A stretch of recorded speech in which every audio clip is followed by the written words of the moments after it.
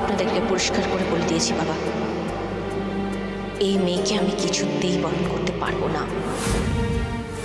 বারবার আমি বলেছিলাম, মেয়েটি একই ডিভোর্সি, তার উপর একটা ছেলের মা। এত বড় ছেলে নিয়ে এ বাড়িতে আমি এই মেয়েকে অনেক বউ হিসেবে কিছুতেই মেনে নিতে পারি না বাবা।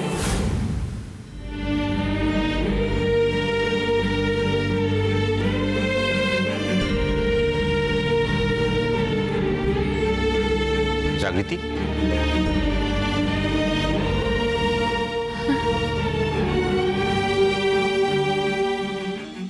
কি হয়েছে বলুন তো? আপনার এরকম মুখ শুকিয়ে গেছে না? আপনার কি নিয়ে টেনশন করছেন?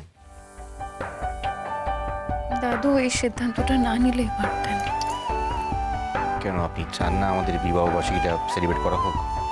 দেখুন, আমি তো ভেবেছিলাম কনস্ট্রাকশনের কাজটা একটু এগিয়ে রেখে ছুটি নেব।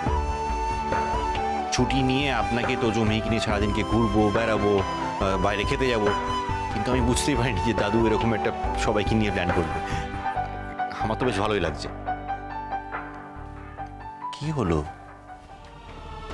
না মানে দাদু পিসিমণিরা হয়তো সত্যি মন থেকে চাইছেন এই দিনটা আনন্দ করতে, হইচই করতে, কিন্তু বাকিরাও কি সেটা চাইছেন? আপনার কি মনে হয়? বাকিরাও সেটাই চাইছে জাগৃতি। মা একবার শুনেই তো রাজি হয়ে গেল।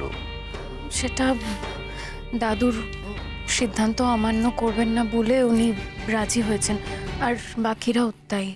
আপনার মনে হচ্ছে সেটা? আপনি একবার নিচে গিয়ে দেখুন সবাই কি করছে। দাদু, কাকিমুনি, তোজো আর মিহি, ওরা তো ডিসাইড করতে পারছে না কে কিরম ভাবে সাজবে।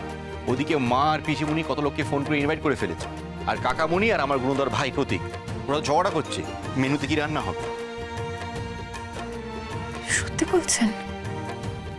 আপনাকে একটা কথা বলবো, প্লিজ এতটা ইনসিকিউর ফিল করবেন না জাগৃতি।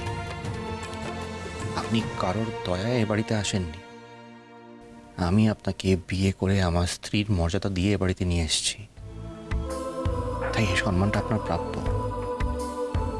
কিন্তু কাজ নিয়ে এত ঝামেলা হচ্ছে, তারপরে এসব আপনাকে একদম ভাবতে হবে না, আমি সবটা সামনে নেব।